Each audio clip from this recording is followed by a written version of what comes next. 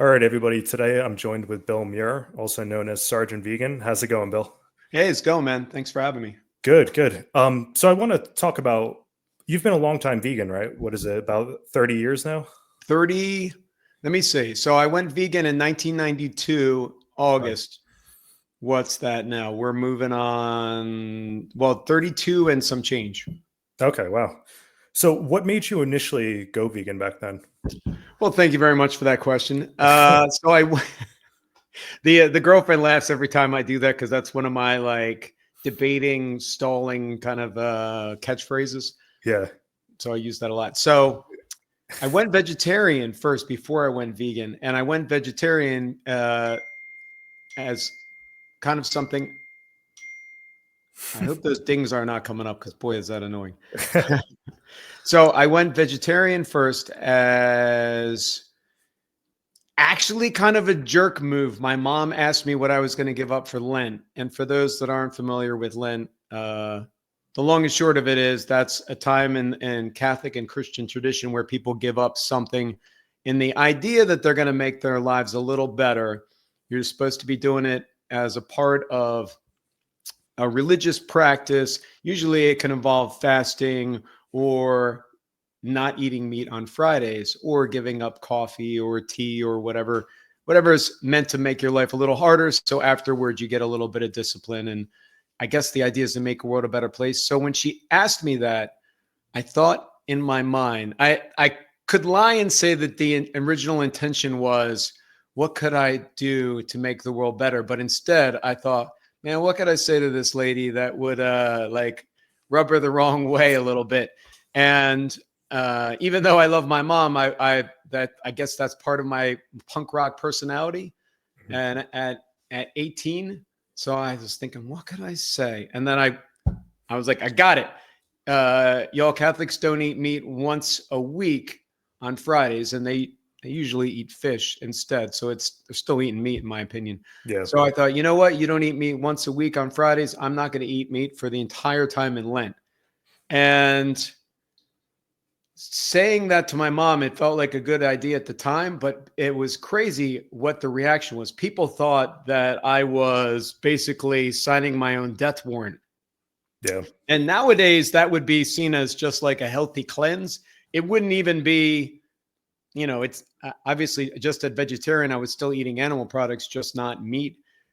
People thought it was nuts, and people thought I was going to get sick, and some people thought I might die, like they Yeah. might need to bring me emergency meat just in case I like passed out, like that Saint Bernard that has I guess whiskey in it. Yeah. What are they supposed to be carrying anyway? Like meat was oxygen somehow.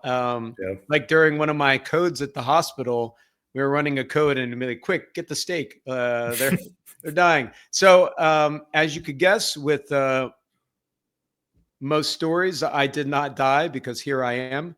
And I instead felt better. And after that 40 days, and people were like, oh my God, somehow you didn't die during those 40 days. What are you going to do? I was like, well, I feel pretty good. So I think I'm just going to keep doing more of the same. And it wasn't until maybe 5 months into that whole experience that I was at a punk rock show and I got a flyer that talked about the destructive nature of slaughterhouses and how bad it was for both our health and for the planet, that people were raising animals just to be killed and eaten. And I thought, oh my goodness, did I accidentally do something awesome? And it wasn't until that point that I really started embracing this as something I was doing, and more than just a short period of time in my life. But I wasn't vegan then, I was just vegetarian. But it was at that moment, probably, let me see, that would have been like 4 or 5 months in the whole experience that I started to embrace being vegetarian. But I wasn't vegan, and I think I had mentioned when someone asked me if I was going to go vegan. And at first I didn't know what the word was, and then I was like, no, those people are crazy. I won't be doing that. Then fast forward a little bit, and maybe another 2 months, I saw another flyer at a punk rock show about the connection between the dairy industry and the slaughter industry, and how if you were going to eat a cheese sandwich to try to save animals, it doesn't matter. And you might as well make it a cheeseburger because you're contributing to the whole thing. And I realized that I was being faced with a binary choice at that moment. Was I okay with animals suffering or not? If the answer was not, then I was going to have to go vegan. If the answer was, that I was going to be okay with it, well, then I could stay vegetarian or eat animals or do one version of that or the other. And so at that moment, I decided, you know what? I was going to live my values. I thought this whole animal cruelty stuff sucked, and I was going to go vegan. And it wasn't until years down the line where it started to feel like the rest of the world caught up with me. Yeah. Yeah, it's interesting. Actually, I grew up listening to a lot of punk rock. I used to play drums, so I used to listen to like Rancid, NoFX, and all these different bands. And I actually went when I was in high school. I went vegan or I was actually vegetarian for like 3 or 4 months, and then I fell out of it because it's like I only did because I was like hearing. I didn't really get the ethical connection like you did. It was kind of more of like a counterculture thing where I was like, oh look, these bands are kind of promoting it. But it is really interesting to think back that like a lot of these bands were like at the forefront of veganism, which is really interesting. Let me plug real quick, not myself. Yep. Moby, for those that are listening or watching, probably have heard of Moby. Moby has a movie called Vegan Punk Rock Movie, which, have you heard of that? Yeah, I've heard of it. I haven't seen it yet. It's definitely worth a view, and it's also on YouTube, and it is the best price, which is free. Free 99 as I think that was funny at one point. It's not funny anymore, which somehow makes it more funny to say.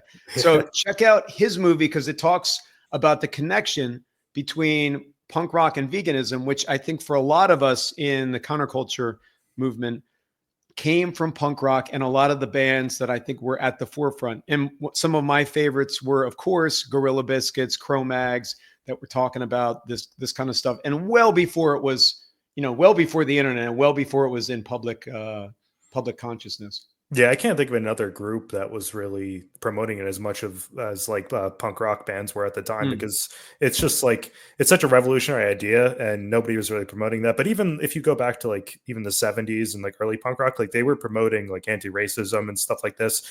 And they were the only ones really talking about that in music at the time. I also want to plug another band, again, not my own, but if you haven't heard, if you like metal and you're into veganism, you need to check out Earth Crisis immediately, if not sooner. Those dudes have now been around. I think they're coming up there. If they haven't already hit, they're coming up on 30 years, and 30 years of playing metal and having like almost, I could say almost annoyingly, because they really have songs only about one thing, animal liberation. I mean, at least most other bands that might have one vegan song, I think with Earth Crisis, they might have one song that's not about animal liberation, but it probably still mentions it, Yeah. So definitely check those guys out. Yeah, I've heard of them. I haven't listened to them a ton, but that's definitely a band I need to check out more, especially in like diving into the lyrics and stuff. So they have a new EP called Vegan for the Animals, which, again, if you like metal, if you like Pantera or Slayer or, that, and you're vegan, you need to check those guys out. I can't say enough good things about Earth Crisis. And no, I'm not getting paid to say that. That's awesome. But I want to switch up the topic a little bit. I want to go back to like when you first went vegan, like what was it like back then? Because obviously you didn't have a lot of like the mock meats and stuff like that you have today, right? So it was basically the opposite of today in so many ways. I just was at my local supermarket called Sprouts, and they had like a fire sale on Gimme Lean vegan sausage for like $2.99 for this big 1 pound blob of it. I bought them all. I got field roast sausages, and then they were selling roasts that I think are normally $15 to $20 for 99 cents. So for $50, I got vegan protein groceries for a month and a half. So that is exact opposite of what it was like then. In the early 90s, man, other than maybe tofurkey, and I didn't know about tofurkey for the longest time, it would have been tofu or peanut butter and jelly sandwiches. Yeah. And forget about like having vegan meetups or knowing other people who are vegan. You had to have at that point had in your friend group people that were vegan. or I don't know, you just weren't gonna. There was no real way to meet people. Maybe if you were in college, you'd meet people because you're wearing a vegan shirt and they're wearing a vegan shirt, or you were both part of some environmental group. I've met people that way, but there really was no way. It was with the advent of the internet that it made it easier to exchange these ideas. It made, with the advent of the internet, more people started going vegan, and then the two kind of fed on one another. But no, it was, I guess to simply put it, it was shit. I'm sure it was worse in the 70s when I occasionally meet some hippies at like a veg fest. They'll talk about how it was in the 70s. That sounded worse. Yeah. Because at least by the time, let me see, because early 90s, I would have had to go to health food stores. And at least around then, there were some products for vegetarians, like the brand Fantastic Foods. Have you ever heard of those guys? No, I haven't actually. And that's because there's so many, Fantastic Foods, so many other better brands out nowadays that you wouldn't have to fuck with Fantastic Foods. But they made one of the best early tofu scramble packs that was basically just turmeric and garlic powder and maybe MSG, probably not, but maybe. And you would just add that to some tofu. And I remember that feeling revolutionary. And the fact that that was something amazing, like that was a technological marvel, means that veganism has come a long way. They also made, and this is something that I'm going to hold them accountable for, the worst vegan product that I've ever had, Nature Burger, which, since you haven't heard of Fantastic Foods, I'm sure you haven't heard of Nature Burger. No. For those that don't know Nature Burger, imagine the worst veggie burger that you've ever had, and then keep going to the worst. It might be the worst vegan product ever. Let me put it this way. It was a mix that you add water to, and then you're supposed to fry it, and it's supposed to be like a veggie burger. But even when they sent that to me in Afghanistan, I still said no. I said, I'd rather go hungry. I know as hungry as I might have been, I'll still say no to that shit. I don't blame you. It was rank. I went vegetarian, I think it was 10 years ago now.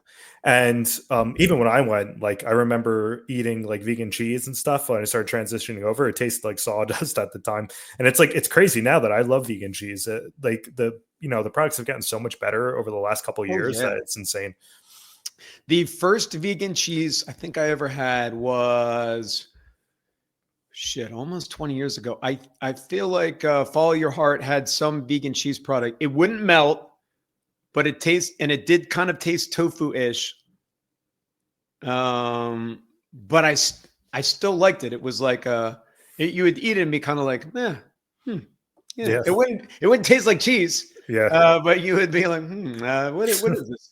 I think I came up with some hack that I would bring a pack of it and then have either have them put it on a pizza, or they wouldn't do that. So then I would have to get the pizza and then immediately put it on and then put it back in the oven when I got home. But I remember feeling like, wow, I really hacked the system. That's what it's like being vegan, in a non-vegan world. It's just tough to deal with that kind of stuff. But I want to go on to like your military background. Like, what made you join the military, and when was this? So before I even mention that, since we're talking vegan hacks, one of the most ridiculous kind of stories about being in the military related to vegan hack. I remember, so I got kicked out of RIP, which we'll go into, but part of our gear, part of your kit as a Ranger Indoc was you would have to carry this 2-quart canteen. It's a pretty big canteen, and this coil of rope around. And so I realized early on that they were never going to do one of those Band of Brothers. You like pour it out, and so they make sure that you had enough water in there. Yeah. So I completely drained the thing, and I would put Vegan Galaxy, which was this early brand of vegan cream cheese that, speaking of tasting like sawdust, it was like sawdust, spit, and like solidified chalk. But there was nothing else like it. And I would put that in my 2-quart canteen, which I didn't have access to a refrigerator, so I think I just left it in my locker, which is also very gross to think about. But I would carry that to the chow hall, and then under the table, put that on my bagels. And I remember thinking, like, yo, motherfuckers, I figured out, I completely hacked the system. Yeah. I'm like dude in the Matrix now. Like I have figured all this shit out. Yeah. And clearly being vegan in the military is very hard if that is the moment where I thought like I'd really, really made it. So I joined the military after 9/11 in 2003, January. 9/11 happened. I was in Japan at the time, playing in a couple bands. I was really affected by the 9/11 thing. So what did I do? We put on some benefit shows for, first it was survivor, like families whose a parent or someone had died, and for the kids of the surviving kids of that as a benefit. Then as Afghanistan started to kick off, and I saw footage of us dropping bombs on people, I was like, ugh. So I then did benefit shows for victims who their parents had died and us bombing them. By us, I mean the United States military. Yeah. And as kind of it went on, I just started to feel like that wasn't enough. And I started to feel some kind of like ridiculous calling to doing something, like doing something more than just, being an armchair warrior and sitting and yelling at the TV. So I resolved that I would leave Japan, go home, join the military. And that's what I did. It took me a while to get my business in order. I believe, when did that come out? I was in Japan, like I mentioned, in bands. I had just done the song for the Final Fantasy X video game that had come out on PlayStation 2. Oh, wow. I'd have to look up when exactly that came out, but I know it was out for a couple months. Then I left, and then I joined the military. I don't know if that was the smartest thing I ever did. It probably wasn't a smart decision, but it was an interesting decision. And I try to always live my life thinking about, okay, what would be an interesting thing to do? What would make a good story? Because doing the safe thing at that point, I'd been in Japan for 8 years. Doing the safe, normal thing would have been just to stay in Japan. Yeah. Not come back to America, for sure. Not join the military. Yeah. But that's what I did, and the rest is history, as they usually lazily say. Yeah. So when you enlisted, you signed up as a medic, or did you just enlist, or how did that work? So yes, I joined up as a medic. Because we have a little bit more wiggle room, I could say joining was a little convoluted. I joined originally my first. You go to something called MEPS, which I would have to really think about what it means, but it probably has military and processing in the as an acronym. Yeah. You go there, basically you have to take what's called the ASVAB, like an ability battery test. And I think originally I was considering going special forces, and there's a test that you have to take even before you go to MEPS to show that if you would have capacity to learn a language. And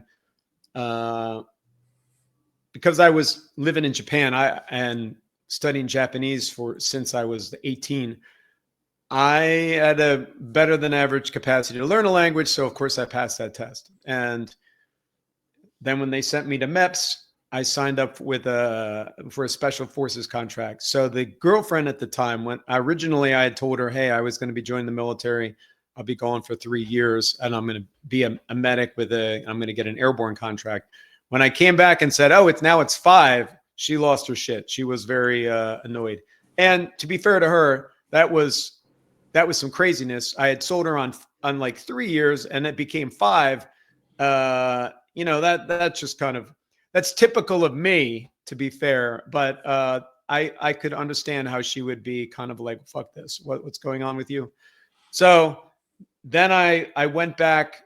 I've kind of pushed the hand of the recruiter to let me go back to MEPS and changed my contract to 3 years with an airborne contract as a medic. And they were at first very reluctant, and then I told them that I had chosen the wrong thing, and that I would lawyer up if they didn't let me renegotiate for what I actually originally wanted. And then they were like, "Oh, fuck it." And then basically I got what I wanted, which was my 3-year contract as a medic. There are a lot of things they don't tell you about joining the military, such as recruiters are basically used car salesmen that will lie to you and tell you whatever, that you can often renegotiate things at MEPS, that until you're actually in basic training, it's all up in the air.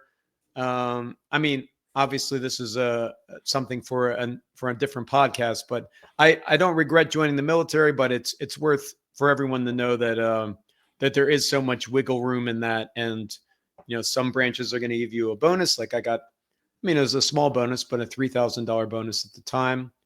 When they were hurting for medics, it went up significantly, but at that point I was ready to get out. Yeah. So.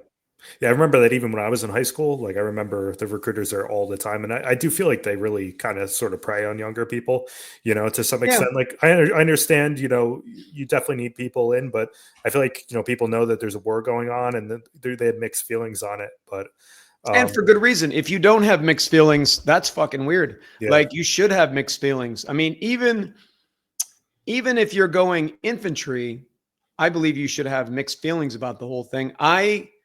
It's weird. So I was still I guess before I was Sergeant Vegan, I was Specialist Vegan because that was my rank. I was a specialist as someone who had a college degree and enlisted. I was very much what you would expect a vegan in the military was. Still very, through the whole time, I was very, very concerned about them feeding me vegan stuff, but I was also very, for the first part of my deployment, I remember being like very sensitive to anything that happened to civilians and stuff like that. Like, like the whole vegan thing, when it comes with all that catch-all, want to make the world a better place, I was very much like that. And to include, if I had made it through the Ranger Indoc program as a Ranger medic, they would have eventually sent me to what's called a blood lab, and I think it's also called a goat lab, where they stab or shoot goats that are live and then basically torture the shit out of an animal. They'll do some horrendous shit, then you patch it up, more horrendous shit, then you patch it up. Then I believe they kill and eat them. It's I know at the time, like there's no motherfucking way. I knew that pathway had like an expiration date for me, and that even if I made it through, like there's no way that I would participate in that, and that they would have to either drop me or give me some waiver. And I know they wouldn't give me a waiver. They would have just dropped me. Toward the end of my deployment to Afghanistan, I am positive that I would have been, maybe I'm not positive. Maybe I should just say my feelings about seeing people or whoever fucked up and whatever, I had been pretty desensitized to the point where I might have had a different feeling about the whole thing. Even if it was people, if they were like, hey, we're going to some kind of fucked up scenario where they, I don't know, you have to patch up people. And so, because in the beginning, you see a whole bunch of awful, and I guess this is not typical vegan conversation fare that you would have in a podcast, but when you eventually get used to whatever the thing is, whether it's when you're training and something is originally hard and then it gets easier and that's how you get stronger. In war and difficult stuff like that, you just get desensitized to stuff, and stuff that you probably should not be okay with, you just have to get okay with. And that's a lot how PTSD works in people. You get used to stuff you shouldn't, and then that whole process ends up kind of fucking you up later. But yeah, that's some shit that happened. Yeah, You do see a lot of stories of that, like people coming back, especially, Afghanistan and Iraq was terrible for people with PTSD, Yeah. because you never really had like a front that people were fighting on. It was just, as you would know, obviously, people, it was like Vietnam, people were scared for their lives basically the entire time they were over there. So the fear kind of just persisted afterwards. But My okay. experience was, it was like a mixed bag. Like, not every day was filled with terror, and there Mhm. was like predictable moments where things would be worse. Like, we were usually attacked at night. We were there, and there was something called a fighting season, which basically, and during the extreme winter. So when you would think winter to winter, like January, February, things just chilled out. And that was because a lot of the people who were coming to attack us were coming through these mountains. I'm not sure if it's the Khyber Pass, but they would come through some pass. But during the January, February, usually that whole area was closed. I mean, not closed, but closed off due to snow. So the people who were coming to fuck with us just wouldn't physically be able to make it. Um, so it was just basically a lot of sit around. And if we weren't being attacked, I mean, generally what I spent my day doing is going down to the clinic, and the local clinic, and helping people. Cause as you would expect with the vegan thing, a lot of it passed through to, I was like, the reason I signed up was to be able to help people. And here I am. And here's like an unlimited amount of people to help. It was almost like a perfect choice in that way. I feel like where it kind of wasn't a perfect choice, in that I guess the part about killing people kind of sucked, and then the lack of vegan options also sucked. But Yeah. the part about being able to help people, I mean, that part of the reason why I went vegan and stayed vegan was trying to make the world a better place. And I mean, what better way to make the world a better place than be put in a situation where you can help people like every single day? Yeah. Do you think being vegan and being in that kind of scenario like that helped you deal with it? Or do you think it was tough that no matter what your ethics were, it would be tough either way? I think my baseline personality of like thinking that this magical thinking bullshit, that I'm meant for some bigger purpose, and that I need to be doing something with my life, that I can help people. I think that's the same thing that made me go vegan, and that's the same thing that made me join the military, and then later volunteer to go to Haiti and help there, and now play out through being a nurse at the VA. I don't think being vegan helped in any way when I was in the military. In fact, I'm positive if it wasn't for the vegan thing, I would have done. I mean, I would have easily made it through Ranger, and I would have had that kind of stuff to brag about. Now, would I have lived through it? I mean, that's always another thing to think about. One of my friends went to selection and became a Green Beret, and I went to his funeral in Arlington. He was KIA in Afghanistan. So I don't have any. I definitely feel like if I had done the higher up I went in that kind of pipeline, and/or the more I rolled the dice, eventually I would have came up snake eyes. Mhm.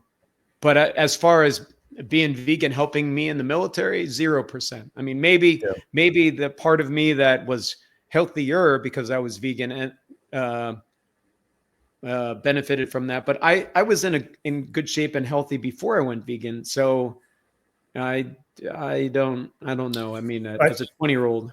Yeah, I think when you're saying like a sense of purpose, I don't think every vegan has this, but I think a lot, like I would see that in myself too, where I Yeah. think that definitely helps in certain situations. So I think a lot of vegans do feel that way, and I don't know if you would agree, like that sense of purpose probably helped you cope with things, right? Or like at least kept you occupied. Would you think that um, was something that helped you out when you were there? Maybe. I know it. I know it was more of a. It was definitely an additional hassle. I think if I Mhm. was just like, because there were days where they tried to have special food for people, Yeah, and I would not be included in that. So yeah, like they're like, oh, like holidays where they're, I mean, even they had this kind of stuff, and even like Band of Brothers where there was some kind of special meal that they brought yeah. the guys. There wouldn't have been any of that shit for me. I remember Thanksgiving. I was just over the moon because they had made yams along with all the other shit. So I had like as many canned, like heated up canned yams as I could possibly eat. Yeah. And that was what I ate for that Thanksgiving. I mean, maybe green beans. It all depended on what they made the vegetables with. I just got lucky in that there was just yams and sugar. Yeah. So I was just eating that. But I'm sure like those meals would have been easier. I'm sure, all the missions where I would have had, where I was like, what am I going to eat? Like just Cliff Bars, where the other guys are trading the MREs. I'm positive all that would have been easier. Yeah, I think that's the thing with being vegan too. No matter what you do, whether you do like bodybuilding like I do or something else, it's everybody knows it's going to be easier not to be vegan.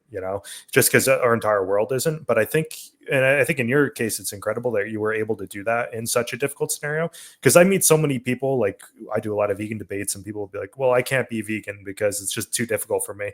But then I think somebody like yourself that was deployed in Afghanistan, and it's like, what kind of excuse do they have when you were living in that sort of situation?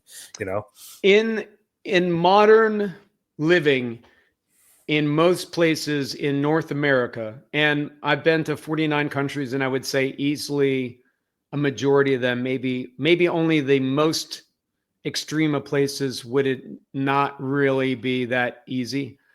And I would say at worst, mildly annoying, if not just kind of like, Like I would say when I meet most people, and this is going to be sort of a cross between my personality and my personal take, but I just don't get a majority of people, especially a majority of guys who part of their personality is eating meat, unless you're an elite bodybuilder. And this is where I'm going with this.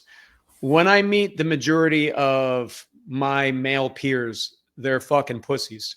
Yeah. So when I guess what 10% of the population is working out and in shape, and when I see guys who are in the gym, and I know I'm one of the only vegans. I think because I'm in LA, I think one of the other people in the gym that I know, because we had this conversation, is vegan, and she looks like she's from the Amazon. She's like over 6 feet tall. She's doing like upside down push-ups and stuff like that.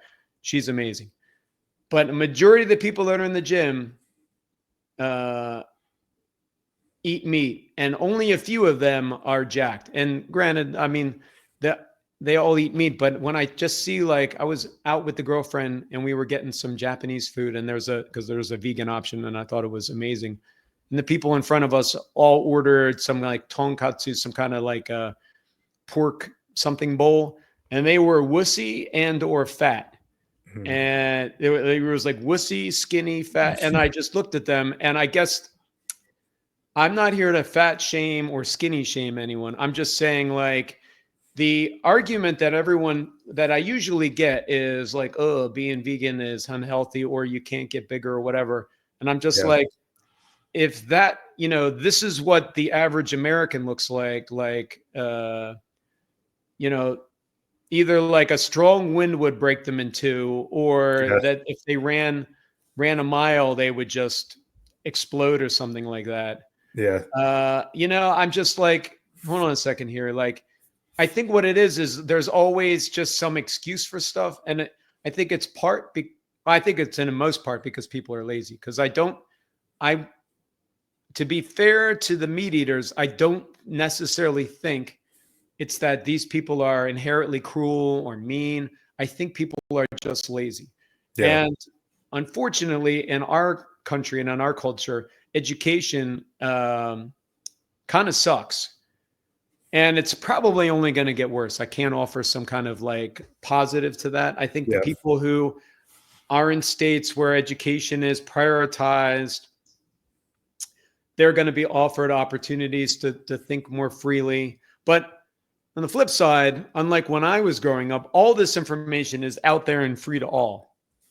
If you have a fancy phone, you just look on that shit and find any information. Whereas, when I was a kid, just to show how old I am, You had to you had to look that shit up. Like when the first time I found out what gelatin was, I was at a party putting marshmallows in my mouth, and still as a vegetarian because I just hadn't been told that gelatin was a thing, and I Yeah. couldn't have looked that up on internet because that internet did not exist.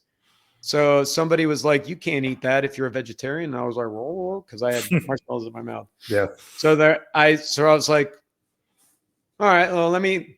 I hunted around for a bookshelf so I could find a physical dictionary, and I looked up gelatin, and I was like, "Oh my god! Like, you're boiling animal parts and then scooping off the slime, and that's how you're making this?" Yeah, I actually used to work at a place that was close to a gelatin factory, and Oh, I can just remember the stench coming from that place. And most people don't even think about it when they're eating marshmallows or candies, but they used to truck from a slaughterhouse. They would fill up like basically a dump truck with bones and fat and all the runoff from the slaughterhouse, and they would drive it there and they put it in these really large like ovens and melt it down. And I just remember like hot summers smelling that was like one of the most disgusting things I've ever smelled. So it's just wild people don't think of that. Yeah. it's nuts how fucking like how people can talk themselves into anything. And Yeah. I mean, I'm not necessarily an exception to that, so I'm not trying to let myself off the hook. I mean, I'm sure there's still a lot of like that in my and what I justify to myself that I helped do while I was in Afghanistan in the name of freedom or whatever. But in this case, people lie to themselves and they say, oh, like it's always been this way, or animals are Yeah. better off this way, or we're better off this way, you know, and just ignoring climate change and also thinking, oh no, I'm still a good person because I would pet a dog and not slit its throat and turn it into hamburger. Yeah. All right, whatever, dude. Yeah. It's just about being consistent in your views. That's what I always tell people. It's just extending the views that they already have out to all animals. But I want to get back to when you were in the military. How Yeah. did speaking of like other men and how they react to things, like how did people in the military view you being vegan? Like did they rag on you for it or? All the time, all Mhm. the time. The Sergeant Vegan, the whole actually calling myself Sergeant Vegan came about as kind of a joke. Uh, so I got out of the military originally to start a vegan restaurant, and that didn't materialize. And then I was trying to think of what to do next since I wasn't starting a restaurant. And I weirdly at my favorite vegan spot in Philly, this place called Kingdom. Well, was it Kingdom or New Harmony? It was one of those two. Somebody who I ended up being friends with later had a sign that said that they needed a medic to go with them to do a humanitarian relief project in Haiti. And after going to that and patching people up again, I thought, oh, this is the path I should go. And then I went back in the military in the reserves for 2 years and found myself as a medic. But the Sergeant Vegan thing came about as a response to people giving me shit about being vegan and maybe feeling self-conscious about it too, because inherently it's kind of seen as a weakness, not it's a liability for sure, because it's something people could give you shit about. Yeah, it's always something you have to justify. Yeah. Yeah. So I ended up doing it as kind of like almost like there was a GI Joe character named Sergeant Slaughter, and so I called myself started calling myself Sergeant Vegan in those early videos as a kind of a jokey response to all that. And basically, I was louder, I would PT harder, PT physical train, and be almost absurd. I mean, maybe not as absurd as other caricatures you would see in like Full Metal Jacket or something like that drill sergeant, but kind of like that, you know, scream at people and be like, I'm vegan and I'm fucking lapping you and that kind of stuff like Yeah. that. But yeah, I got a lot of shit, a lot of pushback for being vegan. I'm sure that contributed greatly to being kicked out of the Ranger Indoc. Well, not sure. I'm positive that got because I have vegan tattooed on my neck, and on in processing day when we were being smoked, the tattoo, I guess my shirt wasn't fitting right, and you could see it on the back of my neck.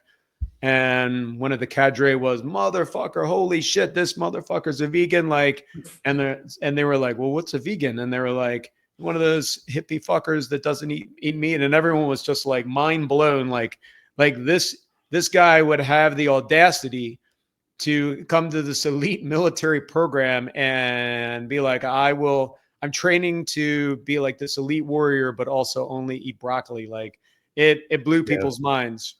Yeah, I think it makes people question themselves too, because like they're doing the same training as you, so they're like, "This guy's not eating meat. Like, how's he doing the same stuff that we're doing?" You know, it makes them question Yeah. their own selves.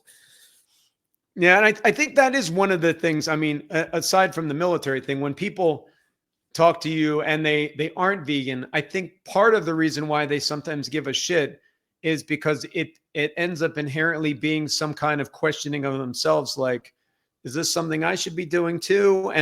And they also don't like the answer of yes, you should be doing it, and it's going to be a little hard and annoying at first, and they're like, ugh, like it's because it's much easier to not change. Changing the way you think, changing the way you live. I'll be the first one to admit it's hard, man. You know, saying that, hey, I was wrong about the way I thought about stuff, the way that I was living my life. That's a hard thing to do. And that's that look in the mirror and realize that you were wrong. That sucks.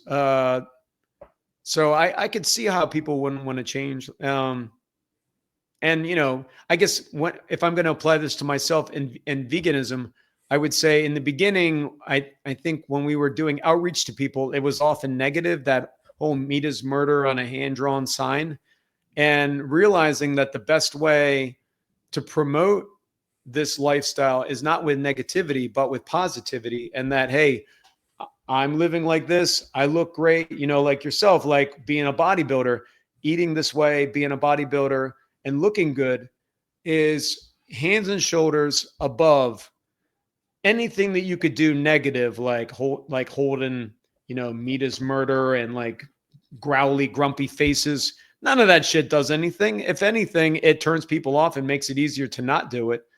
But that law of attraction wise, when you're doing something good and you look good doing it, people are like, huh, oh shit, Yeah, what am I? Maybe I need some of that too. yeah, And it was hard realizing that all those years of being negative, from my punk rock background of just of being angry at people, that it wasn't doing shit, and that I needed to change my approach too. So I get that. I get that change is difficult, but you could either not change and be part of the problem, or change and be part of the solution. yeah. That's true.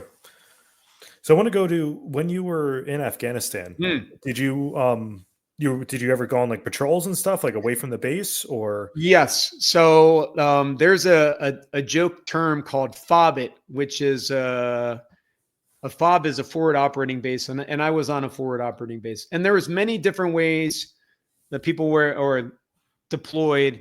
There's a couple big bases, and I know people who never left the base, and that basically felt like they were always chasing some way of being at home. And going on the bigger bases, it felt like a different world.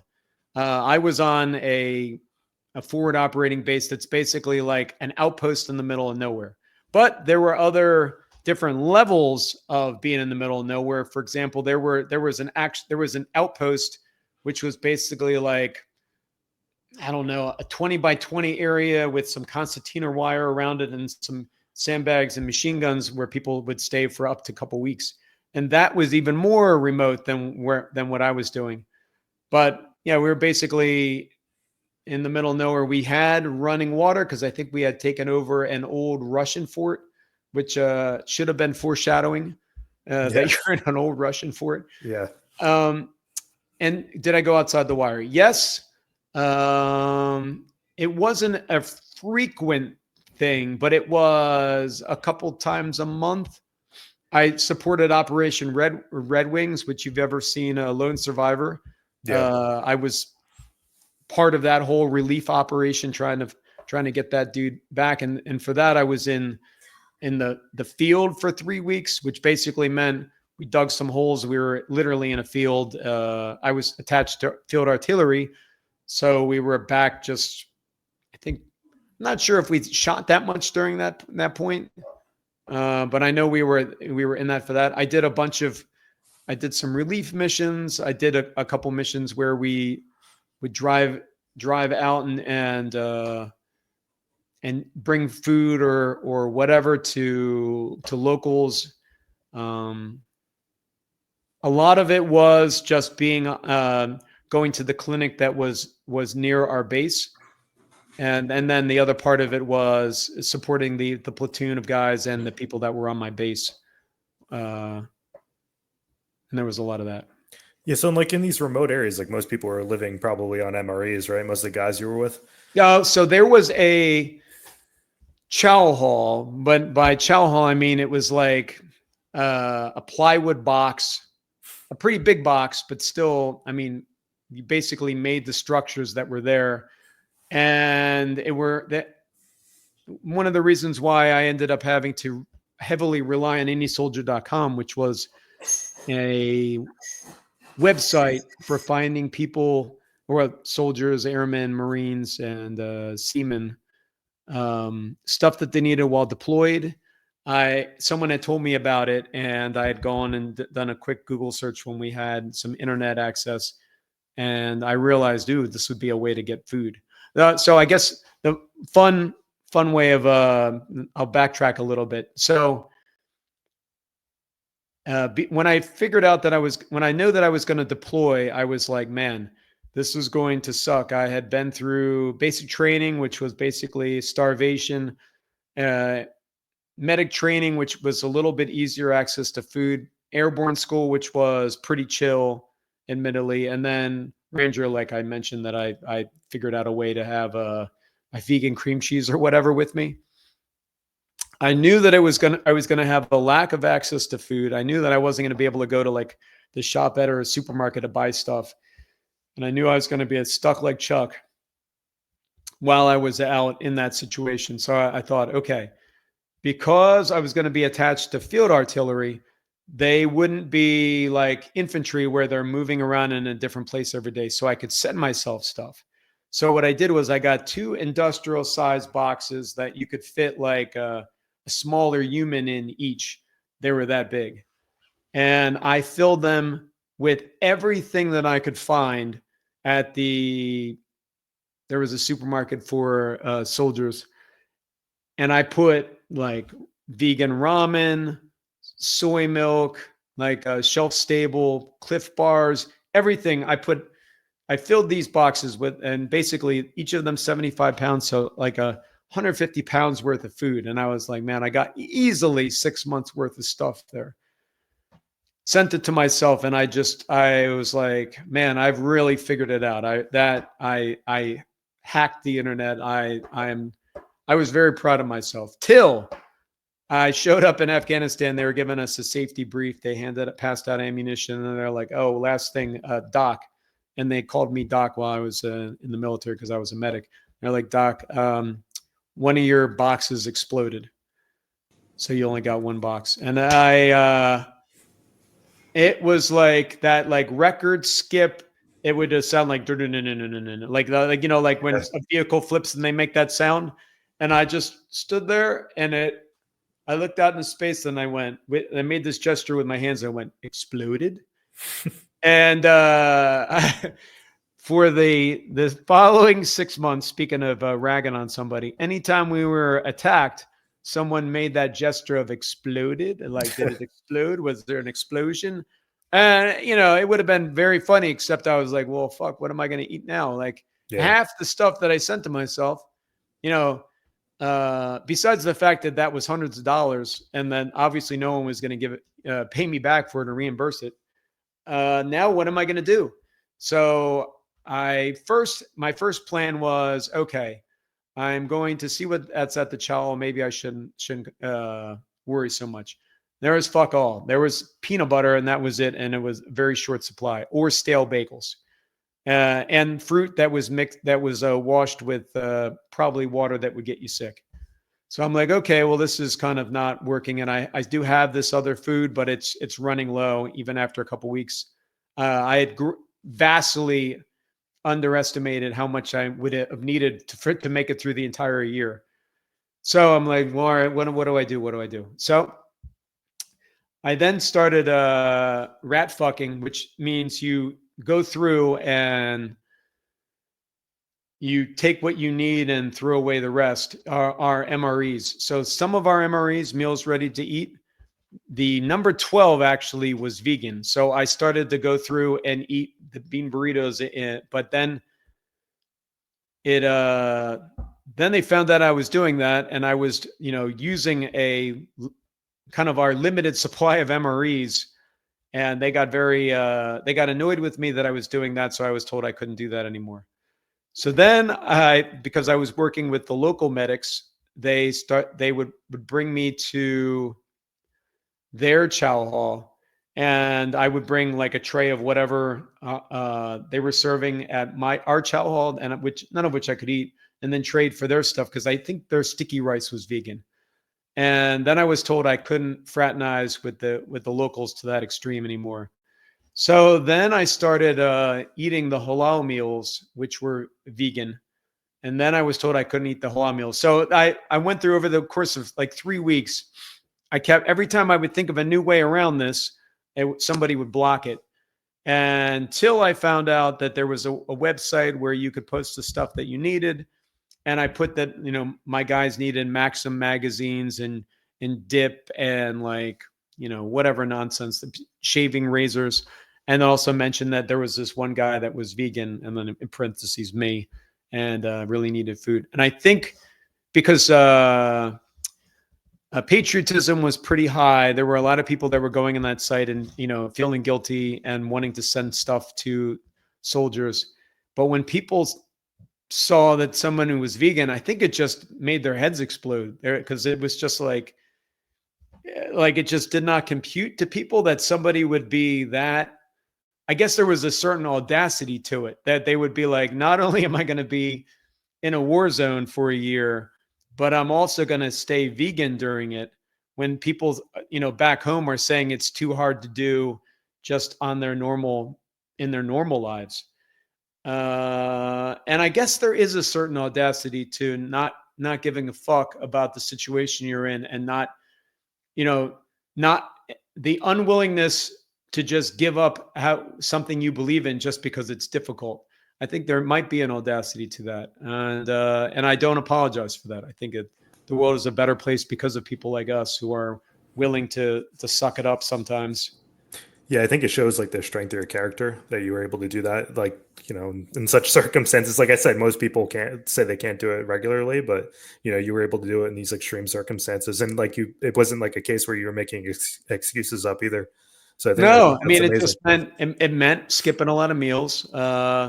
It sucked, but I think the only ace in the ace up my sleeve that I had was that I had been vegan in the 90s, which also sucked.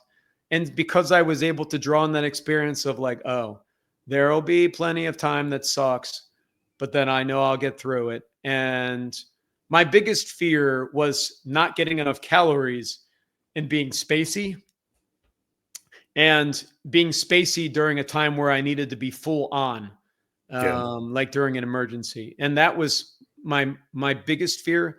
Luckily, I was with anysoldier.com. Thank you very much, guys. And all the people that sent me stuff, to include Tofurky. I was sponsored by Tofurky at one point, which, fun fact, if in the early 2000s you had done a Google search for vegan power, I was like the number 3 result, because I wouldn't say it broke the internet or some shit, but a picture of me in uniform with a picture of shelf-stable Tofurky. I think people were just like, again, what people thought vegan was, it kind of stood in contrast to that and what was possible being vegan.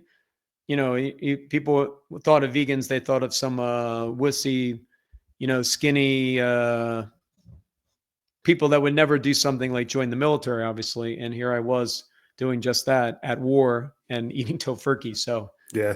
I think that's the case now too. Most people think that, and you were doing it back then when it was even worse than it is now. People didn't even know what that meant to be vegan either. yeah. It's crazy. But yeah, with that being said, I think we'll start wrapping this up. But yeah, it was always a pleasure to talk to you. We got to do this again sometime.